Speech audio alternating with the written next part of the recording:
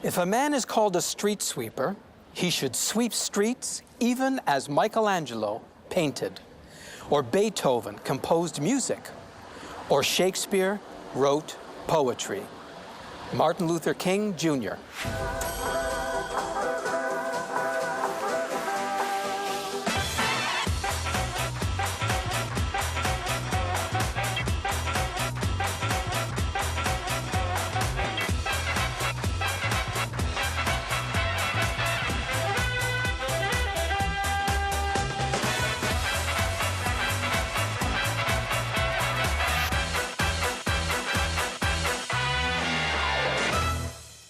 Montreal is an island, so it can't expand, but it can reimagine itself, and it has many times. Place Duville, for example, first conceived in 1901.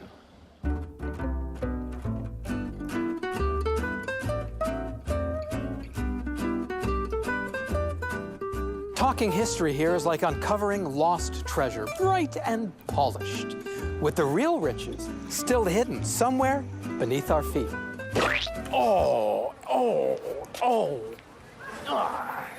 In 1535, French explorer Jacques Cartier became the first white man to see our city on a hill. In his notes, he described meeting native Indians living in a magnificent wooden fortification, a high stockade with walkways where defenders stood. Inside were some 50 houses and as many as 3,000 inhabitants. Except when Samuel de Champlain made his follow-up voyage 70 years later, nothing could be found of the towering castle or the people Cartier described. In fact, not a single artifact of the thriving village, named Hochelaga, has ever been found. It remains a mystery to this very day. Today's jetliners can take off, fly thousands of miles, and land on a dime on autopilot. So computers program planes to stagger their landings so they don't land on the same spot, causing a dent in the runway. But is that more amazing than the explorers of the 16th century, sailing 5,000 kilometers of frigid Atlantic in complete darkness, with no map but the stars? And yet, Cartier and Champlain, sailing for months at a time, with no weather alerts, refrigeration, or plumbing, dropped anchor at the exact same spot, right here at the Little St. Pierre River. Now, I'm not actually standing on water, because we buried the little river about 200 years ago. But this is the spot Champlain stuck a flag into the ground and declared New France for king and country. There are 16th century maps depicting rivers, creeks, and lakes that once crisscrossed the island of Montreal. For a time, they were simply used to transport people and goods. Then, in the 1800s, waterways took on industrial functions, powering wheelhouses and driving steam engines. But as time marched on, they all met the same fate as the St. Martin River, which became a little more than a channel for waste, disease, and infection, a convenient dumping ground for anything from straw mattresses to animal carcasses. As a result, waterways quickly became integrated into a large-scale underground sewer system.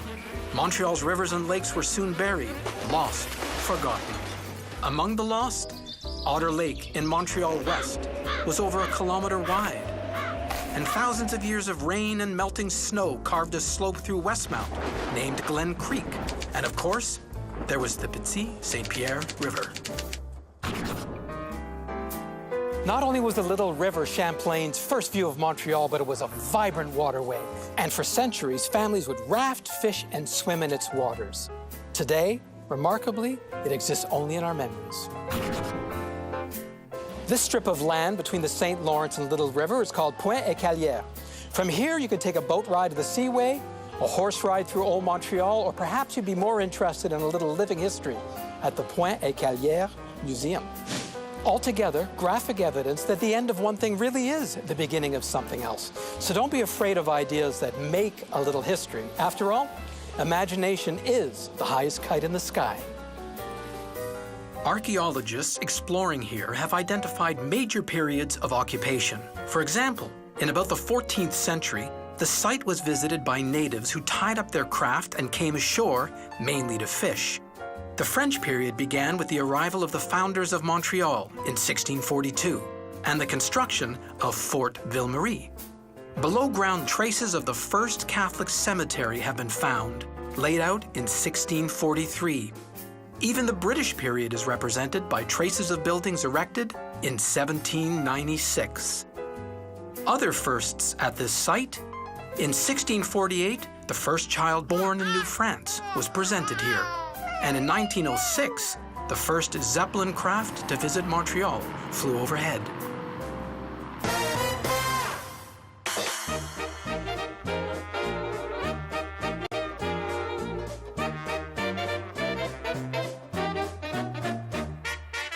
The pier behind me was the first landfall for thousands of immigrants. Today, it welcomes cruise ship passengers.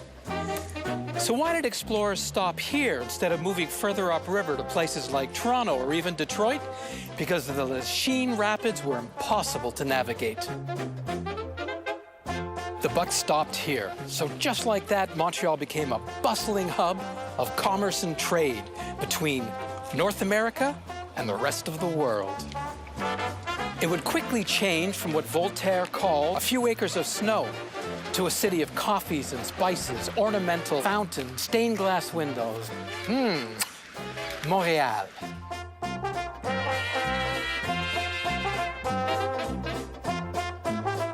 Long before the Europeans arrived, this area provided a convenient camping ground for Amerindians. Excavators have found stone tools, pottery fragments, food, remnants of campfires, testifying to 2,000 years of visitation. Can you imagine the stories around those campfires? Between 1642 and 1676, this public area was the location of annual fur trading fairs, as Amerindians brought their pelts to trade for various goods with the French. The beginnings of what would prove to be Montreal's main economic engine for years to come. The site later became the marketplace, Customs Square, and, since 1892, Place Royale. In 1701, Governor Carlier left his mark on history by signing a treaty with the Iroquois. In fact, it was signed right in this square called Place of Great Peace. That name is very symbolic, because it was right here that the first settlers to lose their lives in Montreal did so in a skirmish with Iroquois warriors.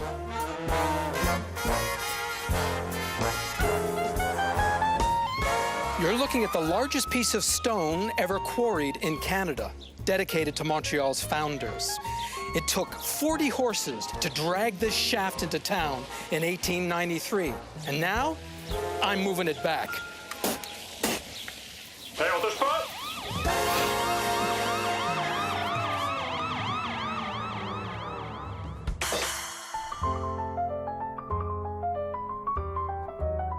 Place Duville was named after Saint Marguerite, who passed away in 1771. But she was recognized for two miracles and was canonized, making her Canada's very first saint. A little misleading. How long have you been listening, Miss Cayley? Duville wasn't her birth name, it was her married name. The saint was married? Widowed in 1730, 7 years before she founded the Grey Nuns.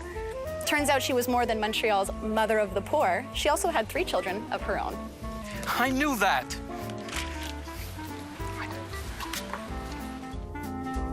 In 1693, this building was the first hospital in Montreal.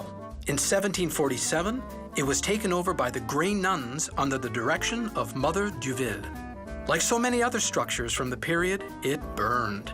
Rebuilt, the stone walls that you see date from the 18th century building.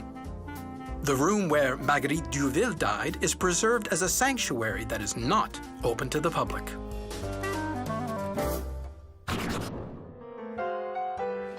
Headquartered in Montreal, the Grand Trunk Railway operated from 1852 until 1923.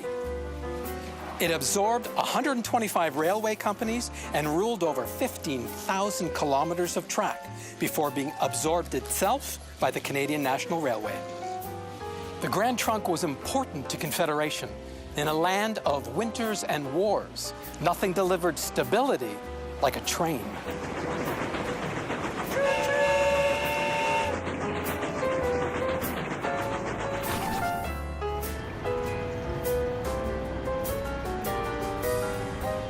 Built in 1912, this huge neoclassical building with its splendid arched doorways is Canada's Custom House.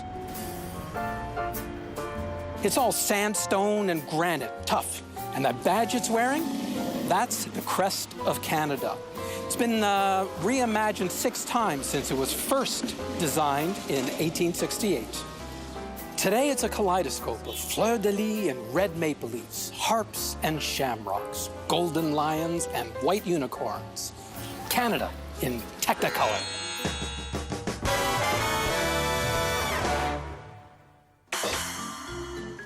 Does it amaze you, as it does me, that mankind is capable of rebuilding entire dinosaurs from a handful of fossilized bones and mapping out the heavens from that bright bracelet of stars above our heads? Well, here's another remarkable example. It looks like I'm standing in an abandoned lot. But what if I told you this was actually an archaeological site as precious as any in this country? Why? Because if you could reverse engineer these crumbled stones, you'd have Canada's original Parliament buildings. That's right. In 1844, Montreal was the capital of Canada. But that turned into a disaster. In 1849, it was an Anglo mob that torched the Parliament building and burnt it to the ground over a bill. An unpaid bill, in fact, demanding the British Crown pay reparations for damages incurred during the rebellions in 1837.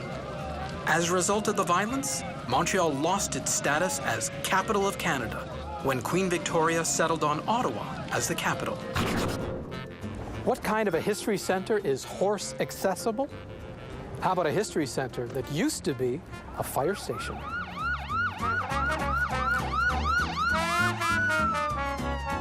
Inside, you can experience family life from days gone by, relics from the city's past, building blocks for the city we are today.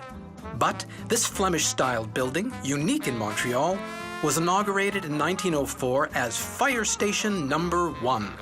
For almost 30 years, it answered emergency calls with horses and steam pumps. Interesting fact, firemen didn't begin working in shifts until 1919. Before that, those brave men basically lived in the firehouse. The stylized, playful and poetic metal cross immediately behind the old firehouse symbolizes the origins of the French-speaking Roman Catholic Church in America.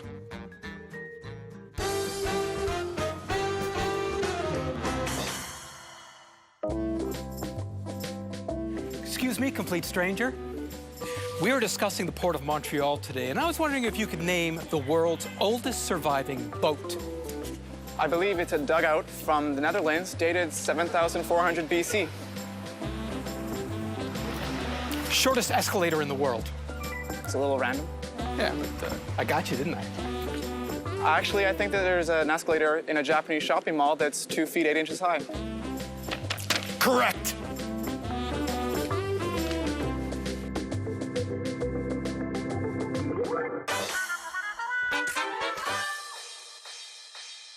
Today we're talking a little politics. My guest host is none other than the direct descendant of 2 Canadian big city mayors and the daughter of the chairman of the Protestant School Board of Greater Montreal for 25 years. Welcome, Jane Butler. Can you tell us a little bit about the history of the politics of the city of Montreal? Well, yes, I can. So you know that Montreal has a very rich political history. Yeah. It was founded in 1642 by Paul Champagny de Maisonneuve, and at that time, in order to immigrate to Montreal, you had to be a Roman Catholic. But that all changed in 1760 when France surrendered to the Brits. And in 1763, the Treaty of Paris formally transferred New France to British control, and it became the province of Quebec. It guaranteed that you could still practice being a Roman Catholic, but you no longer had to be a Roman Catholic to immigrate here. How did it change politically here from French rule to British rule? How did it affect individuals? Well, it had a really large effect on it, because when they did the transfer, even though Roman Catholicism was guaranteed, you really couldn't be a Roman Catholic and hold office because you had to pledge an allegiance to the king, and you had to kind of renounce your Roman Catholic religion. Amazing. So not very many French Canadians wanted to hold office. But that all changed in 1774 with the Quebec Act. So that allowed you to hold office and not be a Roman Catholic. It still protected the religion, and it also protected the French law, so that all contracts were governed under French law. And to this day, all of our contracts in Quebec are French law, unlike the rest of Canada, which is under English law. That's right. Who was the first mayor of Montreal? Well, there's actually two answers to that question. So there's Jacques Vigée, who was really technically the first mayor in 1833, but the first elected mayor was Charles Wilson in 1852.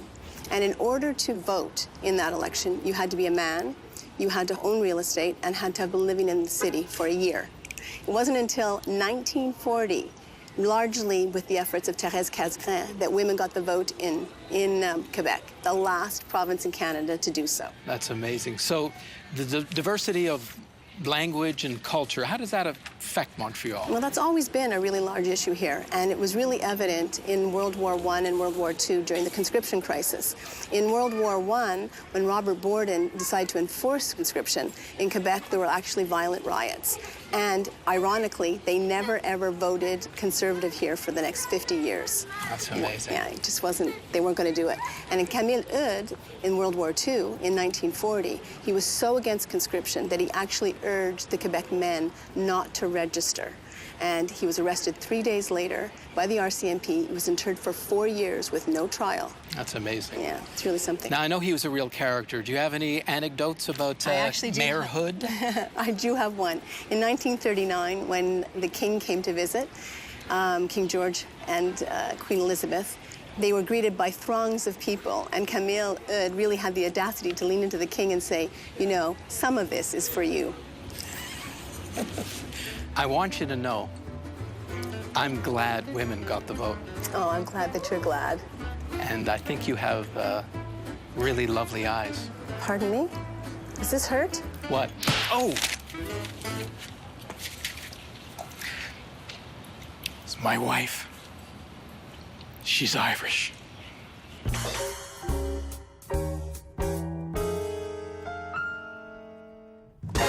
Well, if we've learned nothing else on Place Douville, it's that I have pressing marital issues. But trust me, you ain't seen nothing like we've got for you around the next corner. Walk this way.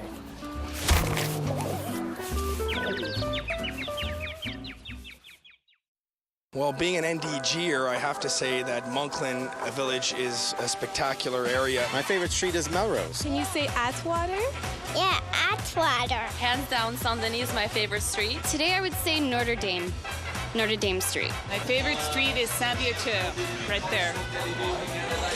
Because it has the best coffee shop. I would say Saint-Laurent, because it's the most colorish street with all the murals. My favorite street in Montreal is probably Bernard.